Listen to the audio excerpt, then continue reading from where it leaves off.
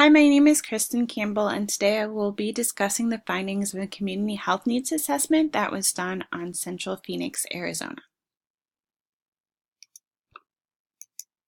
So there were two logic models that were used during the course of this community health needs assessment. They are MAP-IT and Precede Proceed.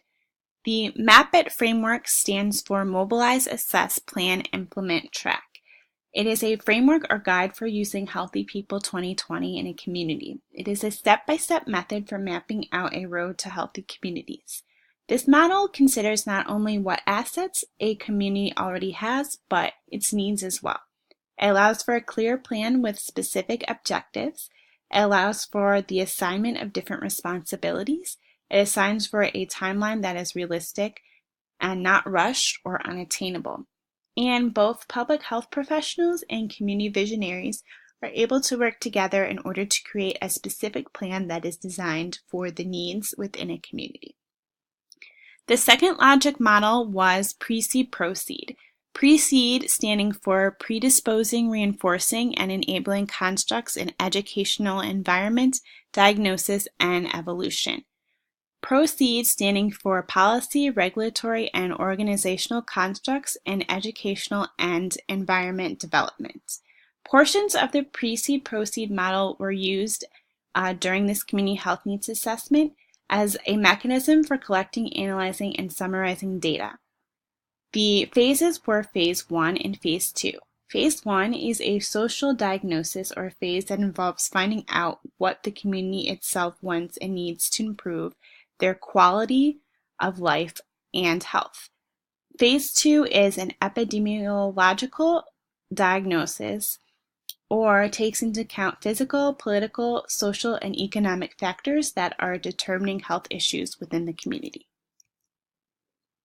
So I chose to specifically look at Central Phoenix, Central City, a part of the Central Phoenix area, and this area falls in the zip code of 85034.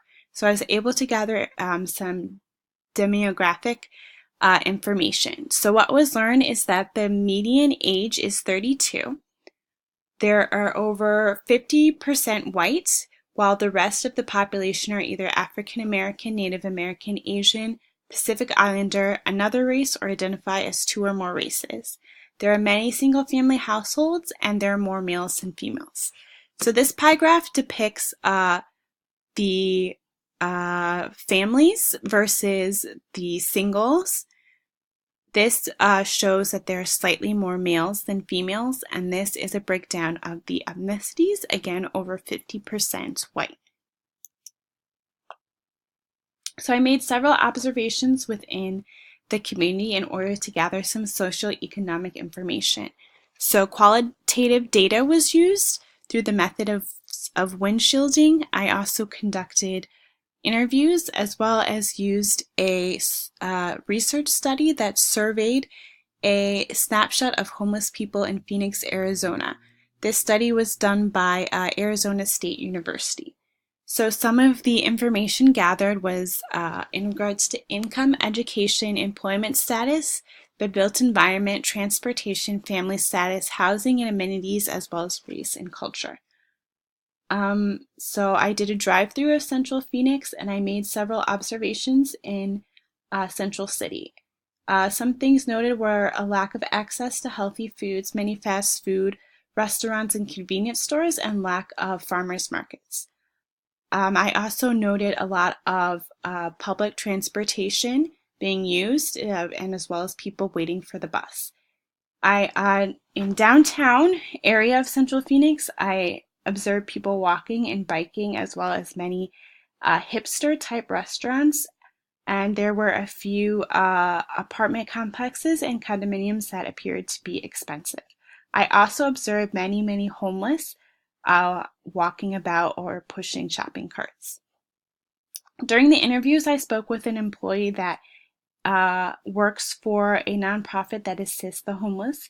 She spoke of substance abuse as being a major issue that she sees amongst her clients. She says that homelessness affects people of all ages in Central Phoenix, and that it is very difficult to find a rehabilitative rehabilitation facility for many of the clients that she sees that do suffer from substance abuse because of long wait lists and the requirement of health insurance. Another interview was conducted with an employee of the Phoenix Indian Medical Center that sees Native American residents from all over Central Phoenix.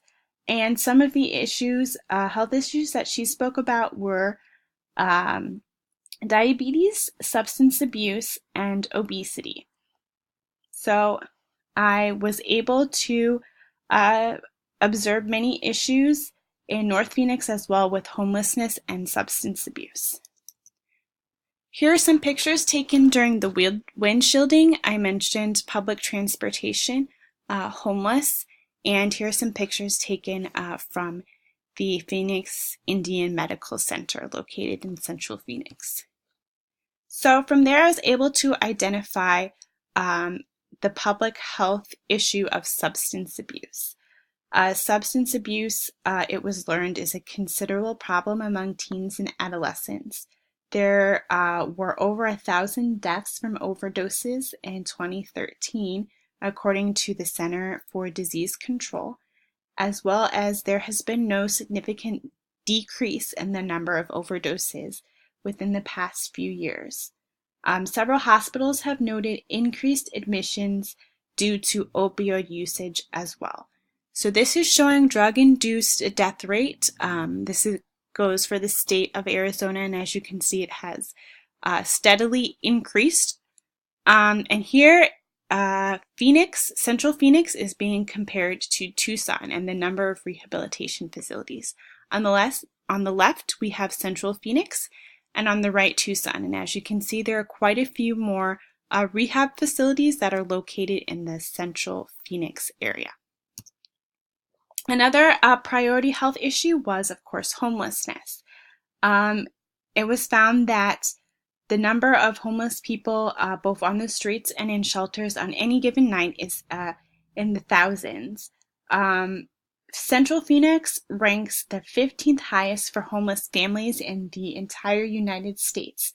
And in Maricopa County, where Central Phoenix is located, Maricopa County holds 61% of the Arizona population, but 71% of the homeless population.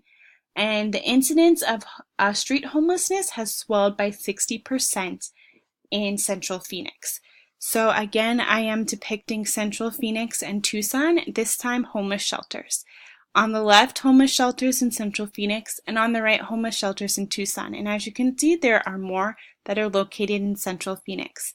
Here's a pie chart that was taken from the survey conducted on the homeless in Central Phoenix, and they were asked where did they sleep the previous night. And as you can see, the majority of them stated that they did, in fact, sleep in shelters. So now I'm going to talk about some of the at-risk populations. For homeless, at-risk populations include single white males, the unemployed, and being over the age of 30. For substance abuse, risk populations include teens and adolescents, young adults, and white males. This is all for the Central Phoenix area.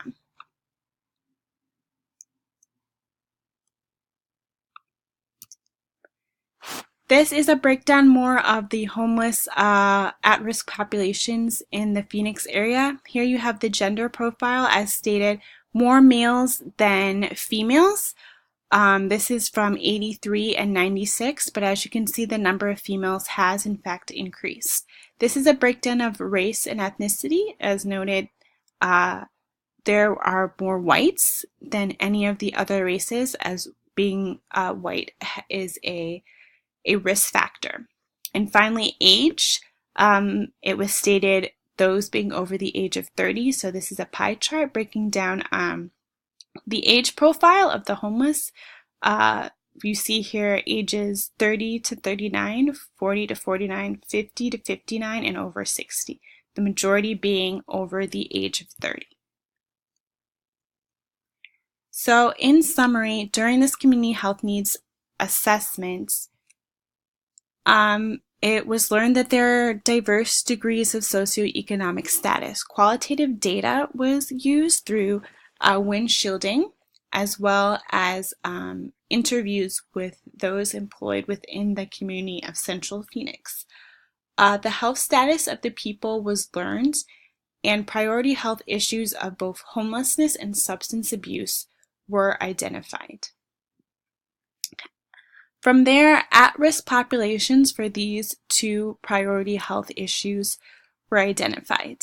It was learned that there are several community assets and resources in the Central Phoenix area to help combat these priority health issues. These include homeless shelters as well as rehabilitation facilities. The results yielded that there is a significant issue with homelessness and substance abuse. This learned from both observations, speaking with community members, as well as research done